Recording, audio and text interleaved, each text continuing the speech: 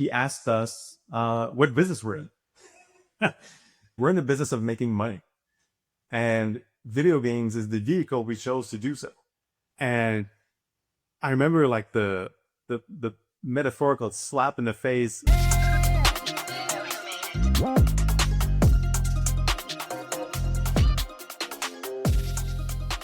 Welcome, everyone, to the Amazing Teams podcast, where we talk about all things that make work better.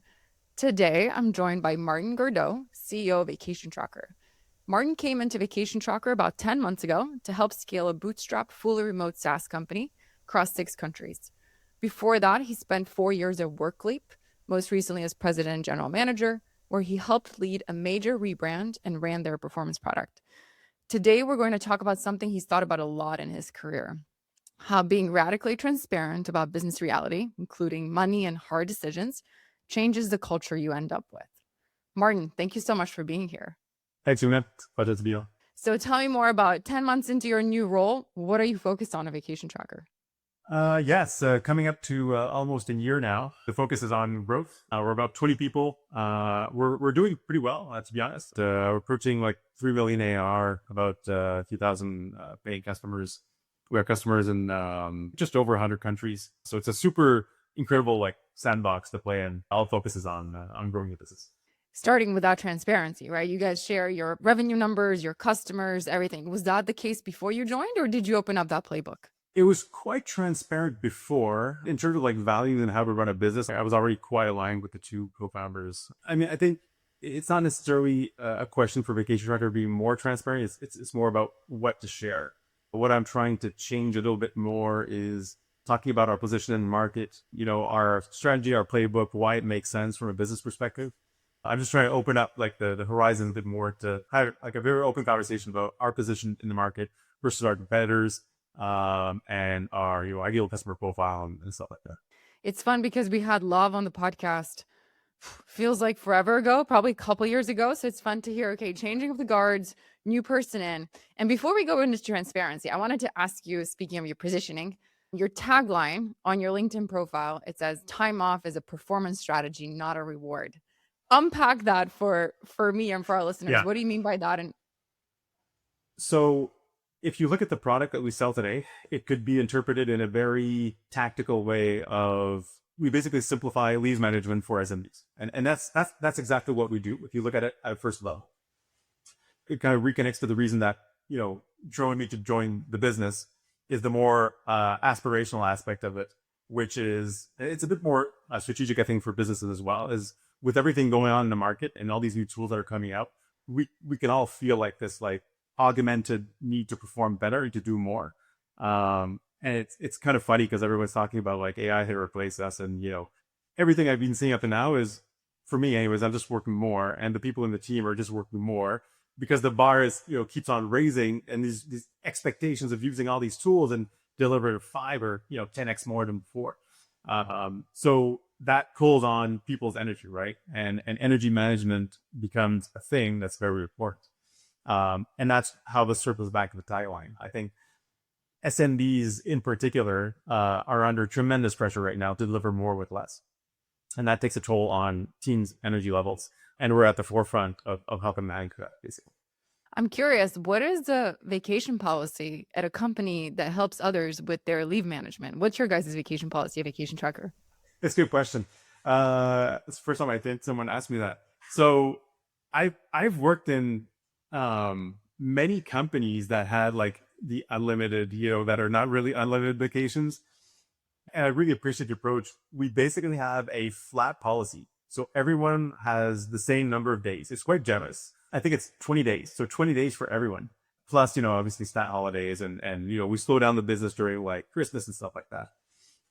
But we went with a very easy to manage, low overhead. I think that was the intent, is like a very low overhead, very easy to manage policy, which is 20 days a year for everyone. You could be like straight out of school, and I have the same policy as the guy that's straight out of school.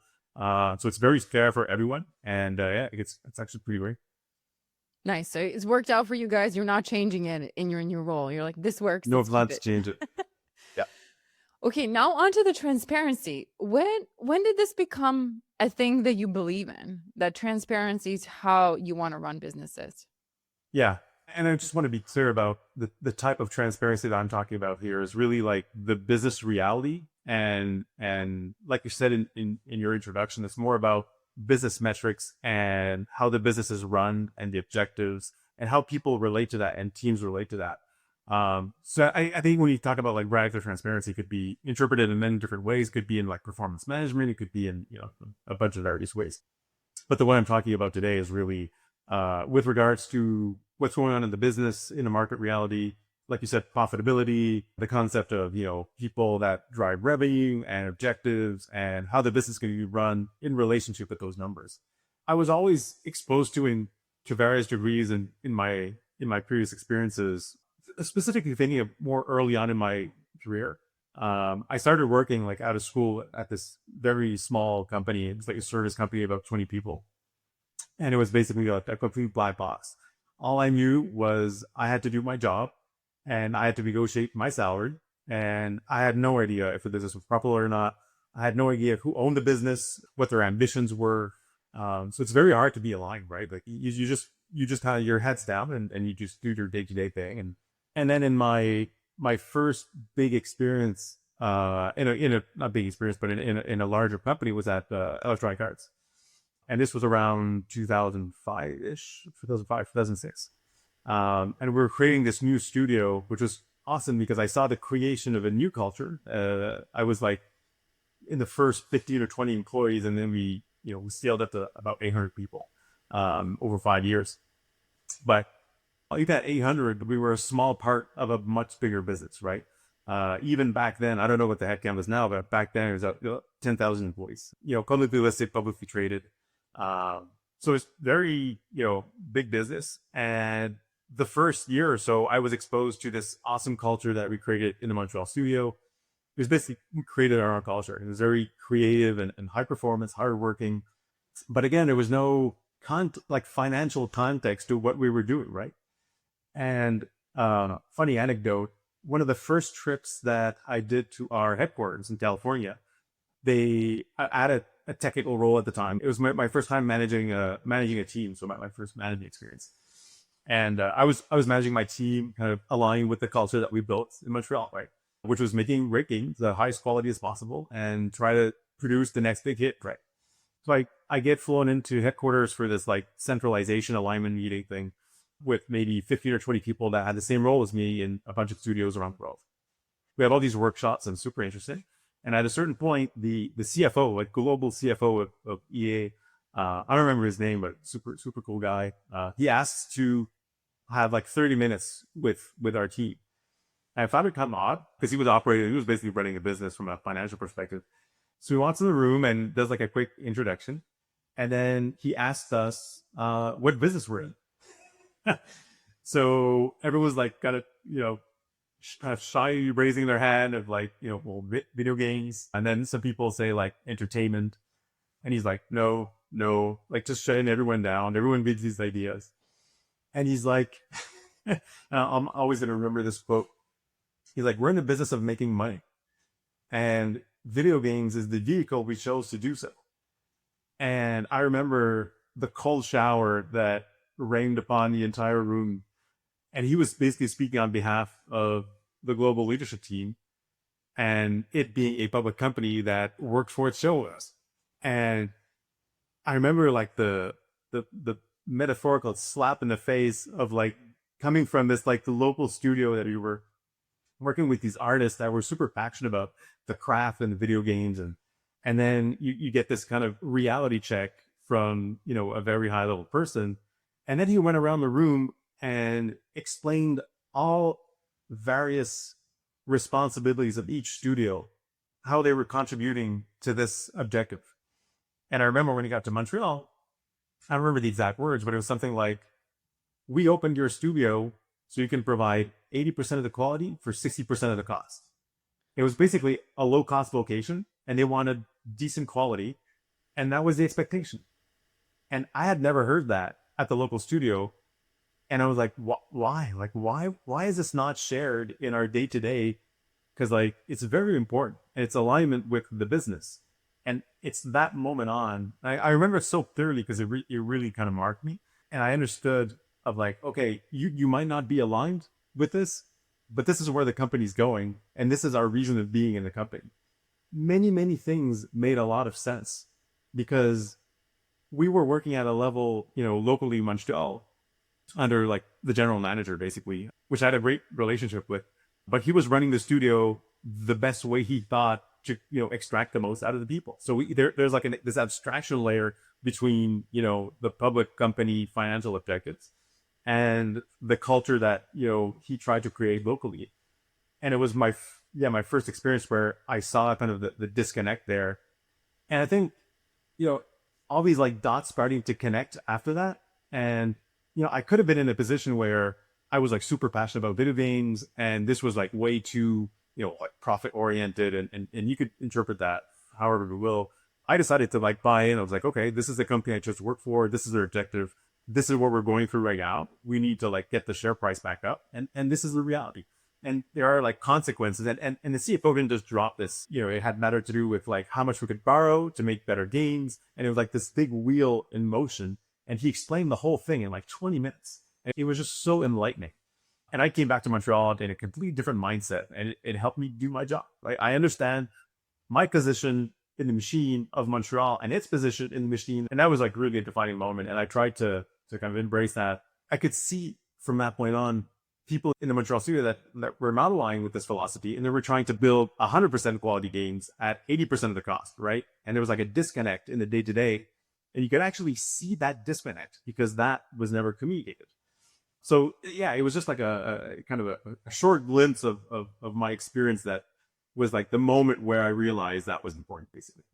Now, some people might say, being that transparent, I don't want to do it when things are bad, or I don't want to do it when I feel like it will affect people negatively. Like what the CFO shared could have landed on someone of this is ridiculous. It wasn't the business I thought I was in and I'm out, right? So I think people in leadership will be like wary of or leery of sharing that because like, well, what if it's bad? Or what if we're having a bad financial year and now people are going to start looking for a new job? How do you think about that when it's like kind of things that you're not really necessarily excited to share? Yeah, and I think that was one of those things, right? I don't think that was the ideal message that the CFO wanted to pass along, but he made the decision to treat us like adults, basically, and like this is the context of the business. This is the reality we operate in. This is our reality now. This is what I need from you, from each studio, and I guess it depends on your personality type and where you're at and when you want. But to get back to your question, I think if you hear that message and it doesn't resonate at all, or you're shocked or offended by it, it's actually better that maybe you find something else, like another opportunity where you can engage with and you're going to be, fully on board. Because if you stay and you're disconnected from the business reality, like the fact that you don't like it doesn't change the fact that that's the situation, right? So putting this shield and it could seem like protecting you from that reality. The thing is, in the day-to-day, that's how the business will be run. So in the day-to-day, there's going to be these friction points that are going to be constant and kind of painful. And it's not going to be fun for you as an employee that's misaligned, and it's not going to be fun for the business. And then it's probably going to lead to like some kind of performance, conversation. And it's probably best for both parties if, that relationship kind of ends there. If you're deeply misaligned with where the business is and what it's trying to achieve at that point in time, it's probably best for both parties to like just move on. So sometimes it's a difficult conversation to have, but you have to own where your business is. Like pretending that it's in a better situation is not a service for anybody. In that room, if you can transport yourself back to that conversation with the CFO, could you feel your peers having that reaction of, oh, I had no idea and I don't necessarily want to be part of it? It was very mixed. I think some people, like I remember, like the LA studio, they were closer to like HQs in San Francisco, it still is. And they were like spending more time there. So they were closer to that reality. I think they probably heard that message before. So there was like basically no reaction. Right?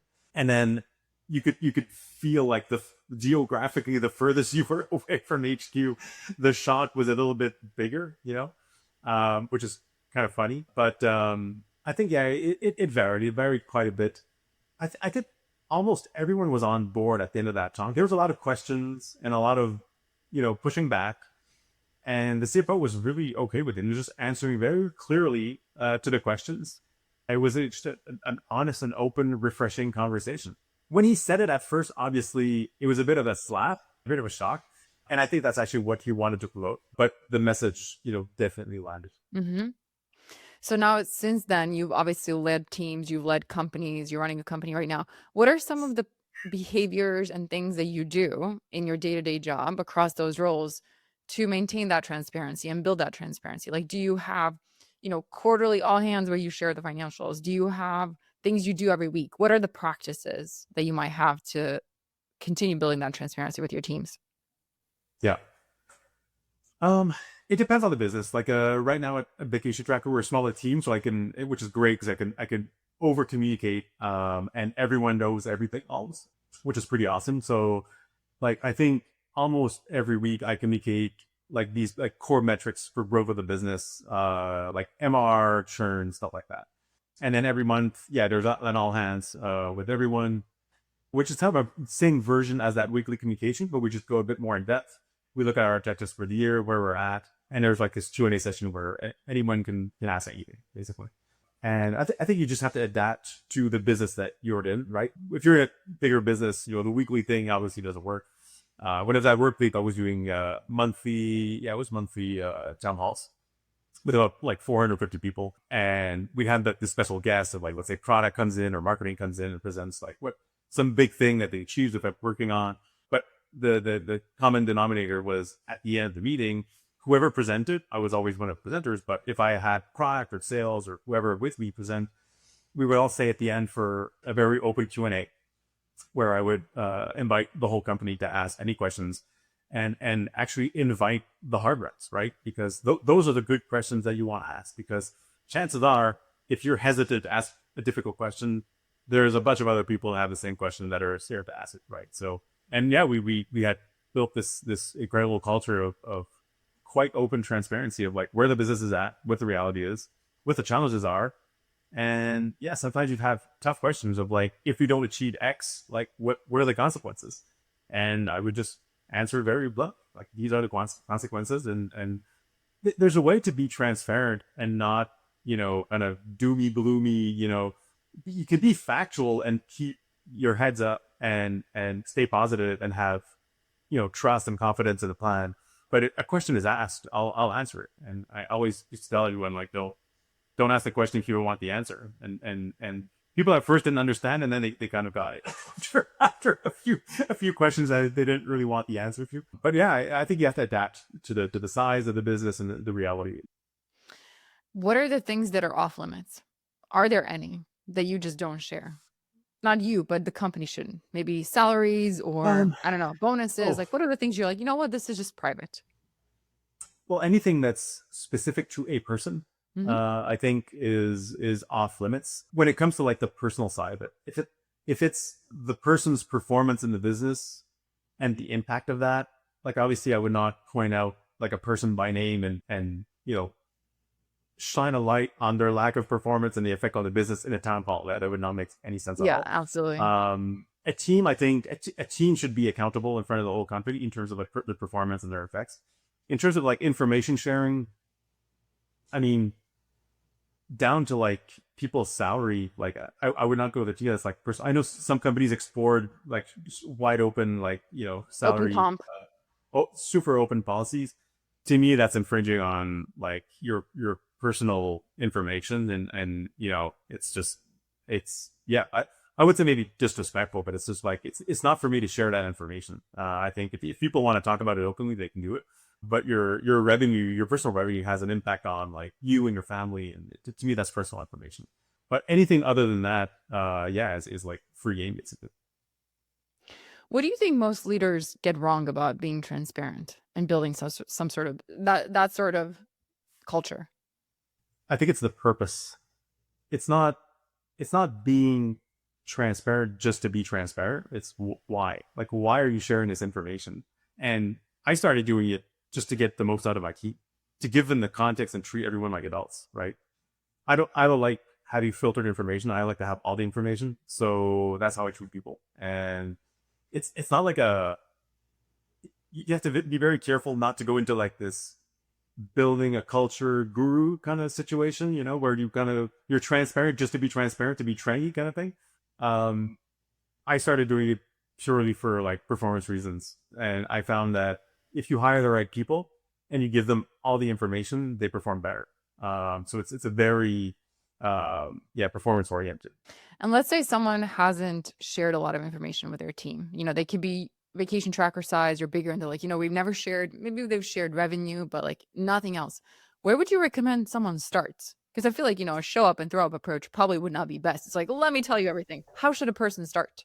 Small and let people ask questions. Like I would always open the floor and say, is there something you never asked that you think is off limits? The worst case is I'll say it's off limits, but ask the question. Like it doesn't cost anything to ask a question. So I'd actually try to find out what people want to know, because that's always interesting to me.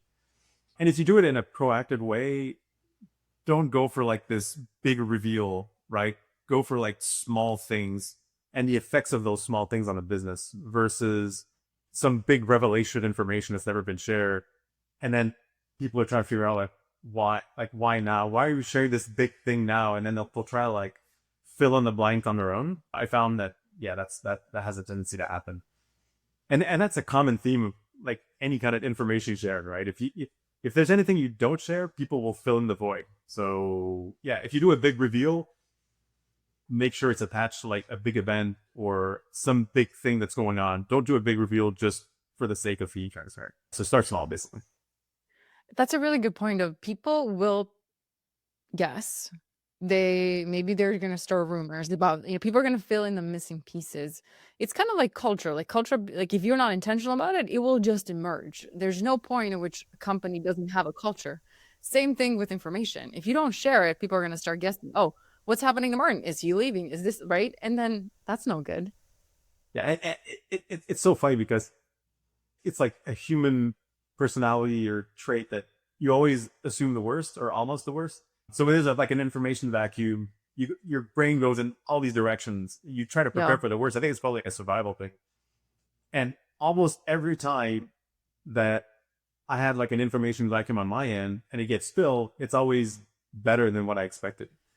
So it's like, and I think that concept can relieve a lot of stress. The communication itself is probably going to come as a relief. Do you feel like leading this way by sharing everything has made you a better leader? And the reason why I ask is I feel like when you're being open with people and sharing everything from the business strategy and how they fit in, you kind of got to have your stuff together, right? You have to have it thought through. Otherwise, people are going to be like, well, Martin says the business is not doing well and he has no idea what to do next. That is not reassuring, right? But you can, like, if you're being transparent, like, hey guys, we're tanking and I'm at a loss. Any ideas? Let me know, right? Doesn't always feel No, I mean, and that's kind of your job in any kind of leadership role. You need to have at least some kind of plan. If you're completely clueless, I mean, to be frank, you probably shouldn't be in that role. If you have absolutely no idea what you're doing. But it's a good point. So to answer your question, yes, because once you start communicating in a more open way, one, the way you do it, you can't communicate clearly if it's not clear in your head.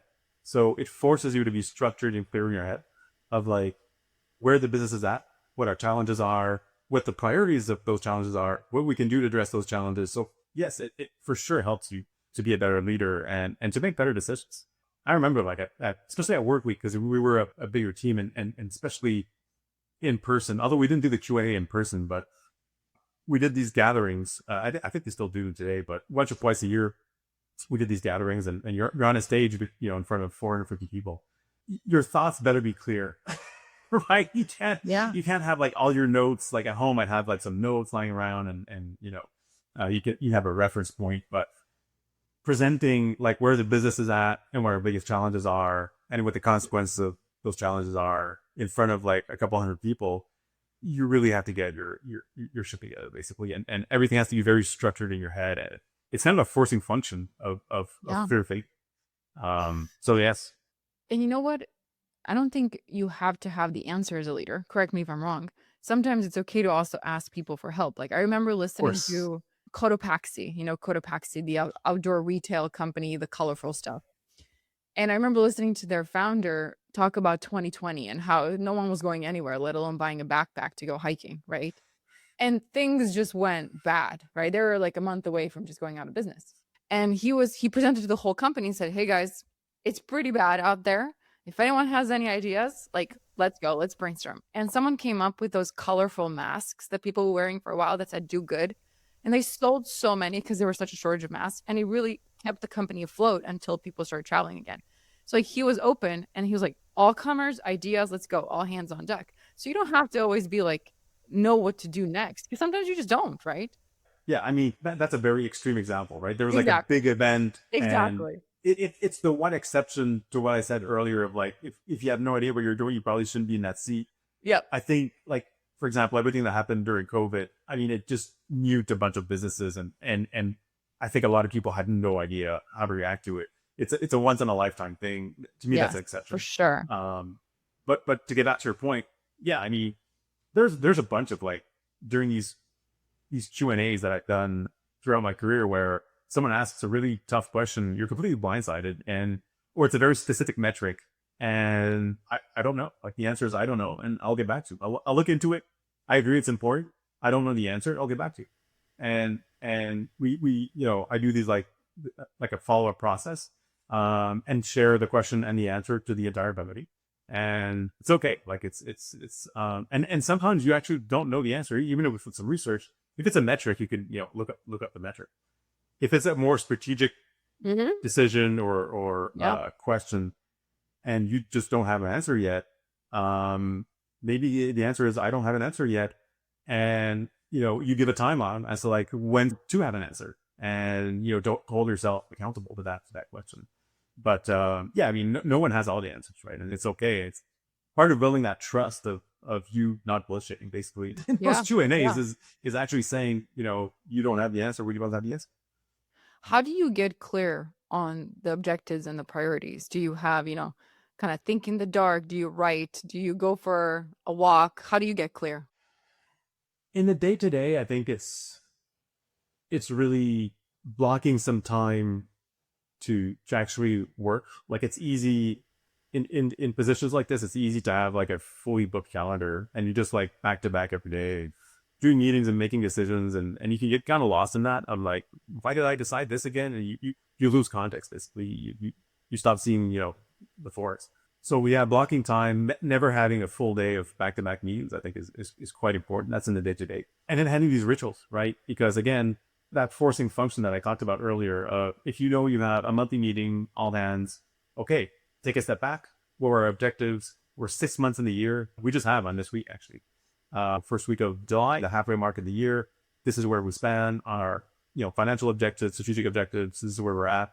It kind of forces you having those rituals to be very, very clear as to where we're at, what the priorities are, and how the business is running itself. You worked with people from all over the world. You still do. How does sharing this information land on different cultures? And any kind of insights do you have of like, okay, if you're working with a diverse team, not every country or not every culture is used to knowing exactly how much the company is making in Yeah, top line and bottom line. yeah, it's a good point. I think the end result is usually the same, meaning that when you walk through the why with those various people from different cultures, they'll understand like the purpose of Mm-hmm. sharing that information, and they'll eventually buy in. Hopefully, if you hire the right person and there's a good culture fit, and it's something that you could size for and test in the interview process, I think. But yeah, I mean, some cultures have different reactions to knowing these numbers and like how much money the business is actually making. And I think most of the time it's just refreshing. And you have these questions of mostly I think in European cultures, I think bottom line is not like shared very often, like how much actual money we're making. So you might get these like very um like kind of first reaction questions of like, well, where's this money go? And always like, is that like just like profit? Is that like dividends? And it's like, well, yeah, it could be, but no, we choose to reinvest, in our growth. And if you have ideas, we have money, and we're in a very lucky position to have money to invest in our growth. We choose to spend the money this way, right? And in another more lifestyle business, it could be, yeah, we take out like 20% in dividends a year and goes to our shareholders, and maybe we'll have a profit sharing, or it depends on the context of that business, right? But again, I think it's just a healthy conversation to have. It varies with the cultures, but usually it's quite refreshing, I think. Exactly. I mean, I can't imagine anyone saying, "Oh my goodness, I don't want to know all this information. Don't share this with me," right? It's like, I feels, mean, why would you not yeah, want to know? I don't see the context where that happens. Like, I Exactly. don't want to know. Exactly. Maybe feel like super anxious, and you don't want to know, like, for borderline profitable, you don't want to know for in the red. Maybe like a very anxious personality type. But yeah, I again communicating like what's the plan if we do go in the red, and we have a backup, we have like this cash cushion, and it's good Yeah, for X amount of months, and like we have railway, and again, communication is usually the answer to all those things. exactly. What are you focused on next at Vacation Tracker? What does the next 6 months or 7 months of the year look like strategically for you guys? Yeah, I think well, it's kind of what I talked about just now, and that's our actual position, right? We're a profitable bootstrap business focusing on growth, so finding growth levers. We're playing around quite a bit with everything that's kind of integrating in AI workflows right now. So, for example, like we built this NCP server that for example Cloud can connect to, and you can play around with the data in Vacation Tracker from your cloud workspace. So, for example, like this morning I woke up, I had stable tax, and it goes through all my meetings in the week and says if there's anyone missing by calling like Vacation Tracker, and what I could do to like mitigate those people that are off, or any natural holidays in countries that we operate in. And it reads my emails. It's connected like all my tools, including Vacation Tracker. I think this whole like headless software movement is very high potential. I think it's very early on. I don't think many people have adopted it yet, but it's one of the growth levers that we identify. And there's many others I mentioned early on in our top energy management. So we're building all these tools for better energy management. We're launching kind of team lead views for energy states of people in their teams. So you'll be able to see like energy trends for people in your teams and projections in time. So if you have like important products coming up, you can start planning your operations with regards to if you have like a key person that hasn't taken vacation in 9 months, there's a flag there, right? So we're trying to get closer to the flow of work, and ultimately, providing more value for our customers. That's super fun.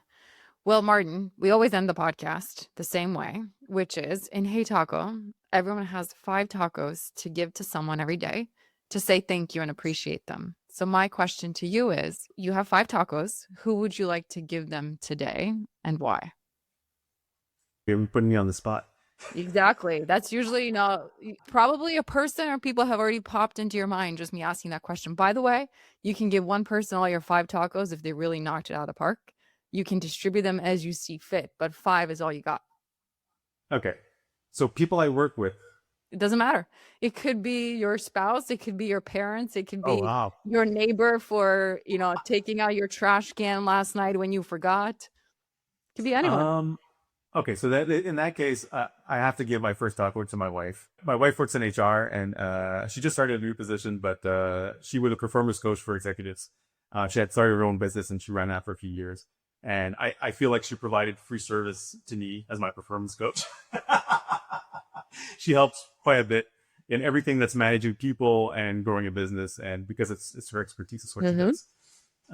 So that's one for sure. But I would give the taco to our salesperson Daniela, who absolutely exploded the last month in terms of her sales figures. She just she did a great job, and it helps the business a lot. She's a great person to work with, full of energy and full of drive. So that's 2 tacos. I would give a taco each to the 2 co-founders of the Good. business, Sobadan and Lav. One, they're great to work with. I've known them for a long time, and there wasn't too much risk in terms of like alignment me walking into the business because I knew the guys before. But they're even cooler to work with than I expected. And I know it's not easy to do like the transition that they did, especially Lab that stepped down from CEO. But yeah, they're just incredible people to work with, and they're ready to do anything to take the business to the next level. And my last taco, I would split to the whole team. Our team does an incredible job. We have people in 7 countries, I think. We're fully distributed. And even with that setup, we actually have a pretty cool culture, and it's just a great place to work. Those were some meaty tacos that you came up with on the spot. Those were great. Well, Martin, thank you for coming on the podcast and for sharing what you believe about transparency and telling us more about Vacation Tracker. I appreciate it.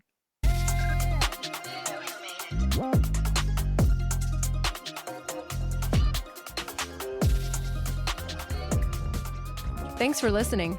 One of the important things about building a team is gratitude. If you're looking to add more gratitude into your team, check out heytaco.com. We are clearly biased, but it really does work. Use the code AMAZINGTEAMS to receive 15% off for the first 3 months of your subscription.